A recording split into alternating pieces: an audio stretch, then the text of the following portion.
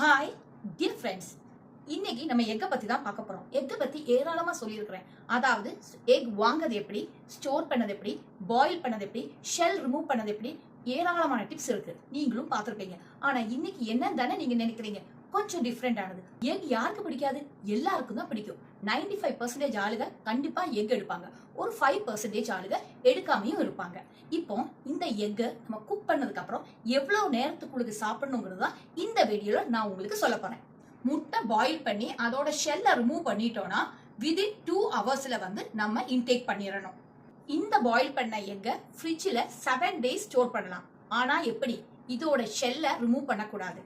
இதை அப்படியே பாயில் பண்ணி ஒரு பாத்திரத்துல போட்டு நல்லா டைட்டா அடைச்சு நீங்க அப்படியே வச்சீங்கன்னா 7 days வரைக்கும் உங்களால யூஸ் பண்ண முடியும். ஒரு சிலருக்கு ஹாஃப் பாயில் அவ்வளோ இஷ்டம். ஹாஃப் பாயில் சாப்பிட விரும்பக்கூடியவங்க போட்ட உடனே சாப்பிட்றது ரொம்ப ஹெல்த்தி. அப்படி இல்லைன்னா விதின் half an hour கண்டிப்பா இன்டேக் பண்ணணும். ஹாஃப் பாயில ரொம்ப நேரம் வச்சுட்டு ஹீட் பண்ணி சாப்பிடவே கூடாது. இப்போ ஒரு சந்தேகம் இருக்கும், ஆம்லேட்டும் ஸ்கிராபிள்ஸும் எப்படி சாப்பிடுறதுன்னு. இது கூட அதே மாதிரி தாங்க. நீங்க ஃப்ரிட்ஜில் மிச்சம் இருந்தா எடுத்து ஒரு கண்டெய்னர்ல போட்டு ஃப்ரிட்ஜில் வைக்கலாம். வச்சுட்டு விதின் 1 or 2 days ஃப்ரிட்ஜில் இருந்து எடுத்து வெளியில வச்சு நல்லா சூடாக்கிட்டு சாப்பிடலாம். மேக்சிமம் சொல்ல போனா எக்கெல்லாம் 2 hours நம்ம அளவோட வச்சு சாப்பிடறதா நம்மளோட ஹெல்த்துக்கு ரொம்ப நல்லது. இது மைக்ரோ ஓவன்ல வச்சு ரீஹீட் பண்ணதா இருந்தா 165 degree Fahrenheitல ரீஹீட் பண்ணணும்.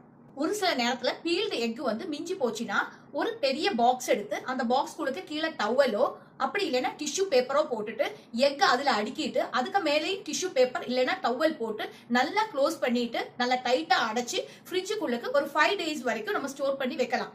அதை எடுக்கும் போது திருப்பியும் நார்மல் டெம்பரேச்சர் வந்ததுக்கு அப்புறம் 2 hours வெளியில வச்சுட்டு நல்லா தண்ணியில போட்டு கொதிக்க வச்சு நம்ம எடுத்து ரீயூஸ் பண்ணலாம்.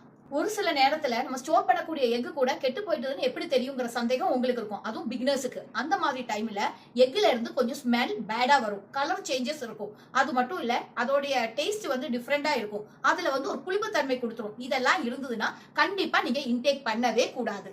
இந்த டிப்ஸ் மாறுபட்டதாகவும் இருக்கும், அதே நேரத்துல உங்களுக்கு யூஸ்ஃபுல்லாகவும் இருக்கும்னு எனக்கு தெரியும். கண்டிப்பா என்னோட வீடியோ பார்த்துட்டு லைக் பண்ணுங்க, ஷேர் பண்ணுங்க, சப்ஸ்கிரைப் பண்ணுங்க.